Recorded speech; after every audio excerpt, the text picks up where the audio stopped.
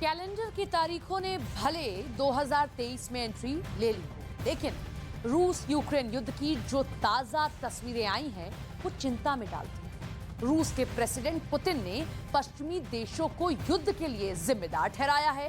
नए साल के अपने संदेश में पुतिन ने जो कहा है उसे आपको भी जरूर सुनना चाहिए। इस स्पेशल रिपोर्ट में देखिए कि पुतिन की प्लान 2023 आखिर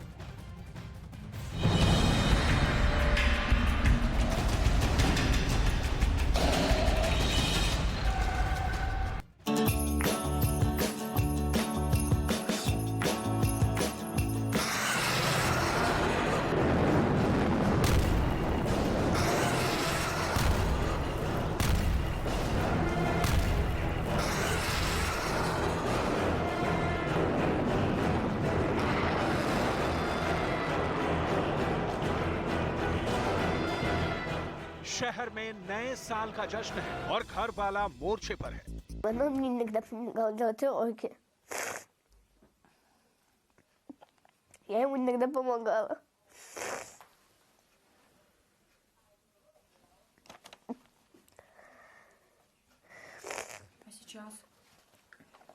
Сейчас мне его не хватает.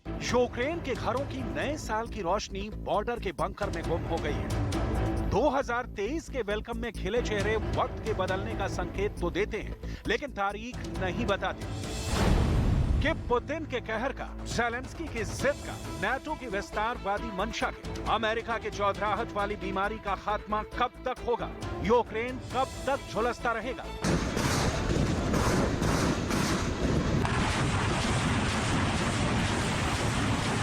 रूस के राष्ट्रपति पुतिन रूस यूक्रेन जंग के उस मुकाम पर खड़े हैं जहां बलशाली भी कभी कभी हार जाता है। पुतिन ने अपने नए साल के संदेश में जो कहा है उसे जरूर सुनना चाहिए।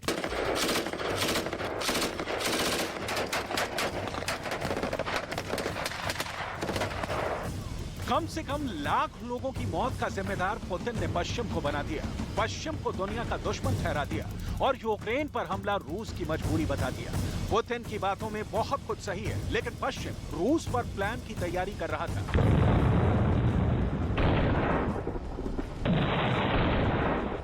पुतिन ने अब तक ये राज क्यों छिपा रखा था? सवाल है कि रूस यूक्रेन युद्ध के स्क्रिप्ट किसने लिखी? क्या पश्चिम रूस को तबाह करने ही वाला था कि पुतिन ने यूक्रेन पर अटैक कर हमले के उस रुख को मोड़ दिया?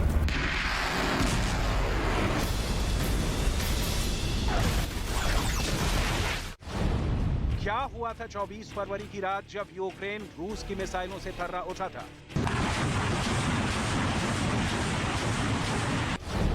क्या पुतिन के पास युद्ध के सिवाय कोई विकल्प नहीं बचा था, क्योंकि रूस के दरवाजों पर पश्चिम वाला दुश्मन बैठा था?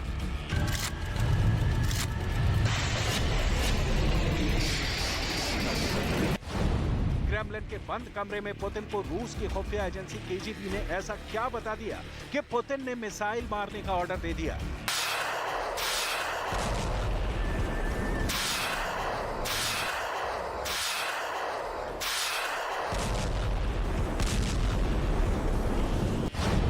अपने न्यू ईयर मैसेज में पुतिन ने क्या कहा, सुन लीजिए।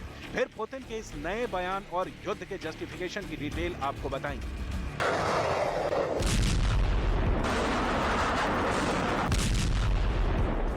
Это был год трудных, необходимых решений, важнейших шагов к обретению полного суверенитета России и мощной консолидации нашего общества. Это был год, который многое расставил по местам.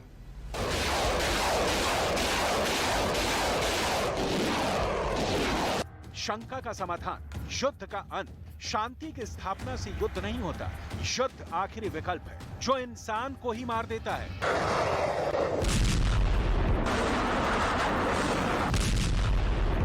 उसकी सोच से संघर्ष के सारे रास्ते बंद कर देता है। पुतिन की पश्चिमी देशों के चलते युद्ध ठानने की मजबूरी वाली पॉलिसी का नतीजा क्या है, उसे देखने के लिए यूक्रेन के मोर्चे पर जाने की जरूरत नहीं। इस 9 साल की बच्ची विका सेमेन्का की नए साल की विश सुन लीजिए।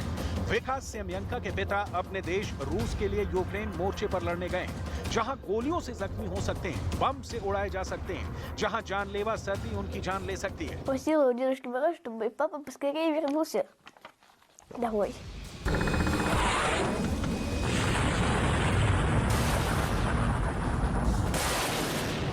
रूस जब तक युद्ध को उचित मानता रहेगा, उसे जायज ठहराता रहेगा, क्योंकि पुतिन को सिर्फ दुनिया को जवाब नहीं देना है, बल्कि अपने देश के लाखों सैनिकों के परिवार, उनकी मां और पत्नी को भी समझाना है कि उनका बेटा और पति देश के लिए लड़ रहा है। पुतिन बताना चाह रहे हैं कि ये बर्बादी और तबाही उनके कारण नहीं हो रही है। वो नहीं चाहते कि दुनिया परमाणु बम से जल मरे, लेकिन रूस के दुश्मन ऐसा नहीं चाहते, लिहाजा युद्ध ही एकमात्र विकल्प है।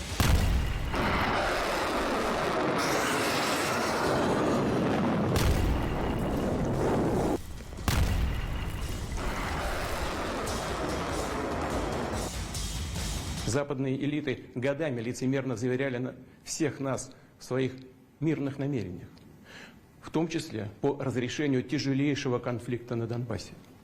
На деле же всемирно поощряли неонацистов, которые продолжали вести военные, откровенно террористические действия против мирных граждан народных республик Донбасса. Запад врал о мире, а готовился к агрессии. И сегодня признается в этом уже не стесняясь, в открытую. А Украину и ее народ они цинично используют для ослабления и расстрела. क्यों इस मोड़ तक पहुंच गई पश्चिमी देशों से रूस की दुश्मनी, जहां एक दूसरे का खात्मा ही इन्हें विकल्प दिख रहा है। असल में युद्ध की शुरुआत की बुनियाद ही यही है कि ज़ेलेंस्की नाटो ज्वाइन नहीं कर सकते। नाटो अमेरिका के नेतृत्व में काम करने वाला शीत युद्ध काल का एक सैनिक संगठन है, जिसमें पश्चिमी देश शामिल है। इन देशों का एक ऐसा समझौता है कि किसी एक सदस्य देश पर हमला पूरे नाटो पर हमला माना जाएगा। इसका मतलब होता है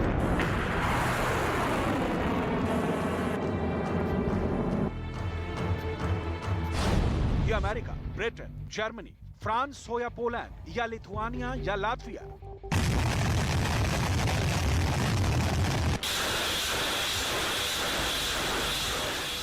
रूस के दुश्मन किसी देश पर हमला नाटो पर हमला होगा। नाटो चाहता है कि उसकी सदस्यता यूक्रेन भी ले ले, और ज़ेलेंस्की भी यही चाहते हैं कि यूक्रेन को नाटो का सदस्य बना दिया जाए। पुतिन अपने कान तक नाटो का विस्तार हरगिज नहीं होने देना चाहते और युद्ध जारी है। दूसरी बात यह है कि ये पश्चिमी देश हैं, जिनके हथियार और पैसों ने ज़ेलेंस्की को अब तक टिकाए रखा है।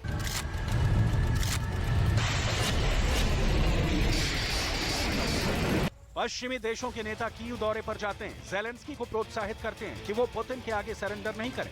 ये बात एकदम क्लियर है कि पश्चिमी देशों से मदद मिलनी बंद होते ही ज़ेलेंस्की घुटनों पर आ जाएंगे। पुतिन यही दुनिया को बताना चाहते हैं। पश्चिमी देशों ने रूस के साथ युद्ध के दौरान जो रिश्ता तैयार किया है, उसकी परिणति हुई है कि रूस की सीमा के पास अमेरिका ने परमाणु बम से लैस मिसाइलों को तैनात किया है। रूस ने खुद बेलारूस में अपनी न्यूक्लियर वॉरहेड से लैस मिसाइलें तैनात की।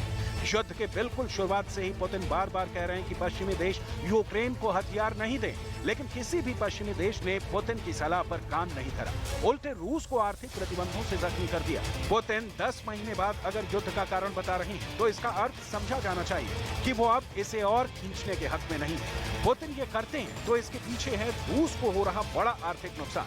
देश के नाम संबोधन में पुतिन की युद्ध के बाद रूस पर लगी पाबंदी की टीस भी दिखाई दी। पुतिन ने युद्ध के बाद रूस पर लगे प्रतिबंधों को शर्मनाक बताया।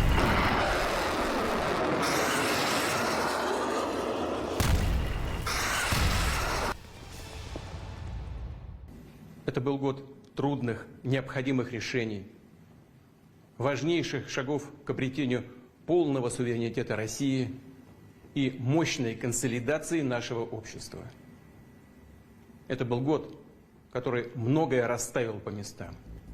युद्ध के कारणों की पड़ताल चलती रहेगी। फिलहाल युद्ध की विभीषिका में जलते यूक्रेन की कुछ तस्वीरें देखिए, जहां जश्न के बीच बर्बादी ताजा हालात बता रही है। Дорогие друзья, с 2014 года, после крымских событий, Россия живет в условиях санкций.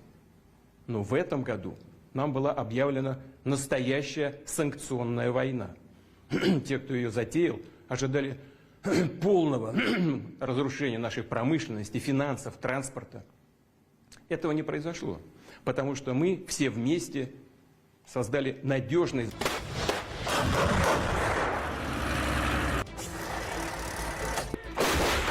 तरफ जहां नए साल के जश्न में रूस के राष्ट्रपति व्लादिमीर पुतिन देश की सेना का जज्बा बढ़ाते दिखे, दूसरी तरफ ज़ेलेंस्की ने भी साफ कर दिया कि रूस से जीतने तक वो लड़ाई लड़ते रहेंगे।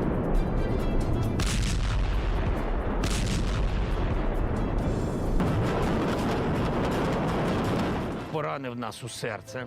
Ми виплакали усі сльози, прокричали усі молитви 311 днів. Про кожну хвилину нам є що сказати, але більшість слів зайві. Вони не потрібні. Не потрібні пояснення, прикраси. Потрібна тиша, щоб почути. Потрібні паузи, щоб усвідомити. ранок 24 лютого. पुतिन के पास लड़ाई के अलावा विकल्प भी नहीं दिख रहा, और तब तो और जब पुतिन अपने जीते हुए यूक्रेन के इलाकों को भी बचा पाने में सक्षम नहीं हो रहे हैं। खेरसॉन की हार इसका सबसे बड़ा उदाहरण है। आलम यह है कि ज़ेलेंस्की की सेना रूस की सेना को तमाम संसाधनों के बावजूद पराजित कर रही है। रूस की मिसाइलें जितनी रफ्तार से चल रही हैं, उस तेजी से इसका नतीजा जमीन पर नहीं दिख रहा है। पुतिन के लिए बहुत चिंता वाली बात है, लेकिन इस हालात में भी युद्ध के मैदान से पुतिन शांति का पाठ नहीं पढ़ सकते, क्योंकि असली दुश्मन यूक्रेन में अमेरिका के नेतृत्व में पश्चिमी देश है।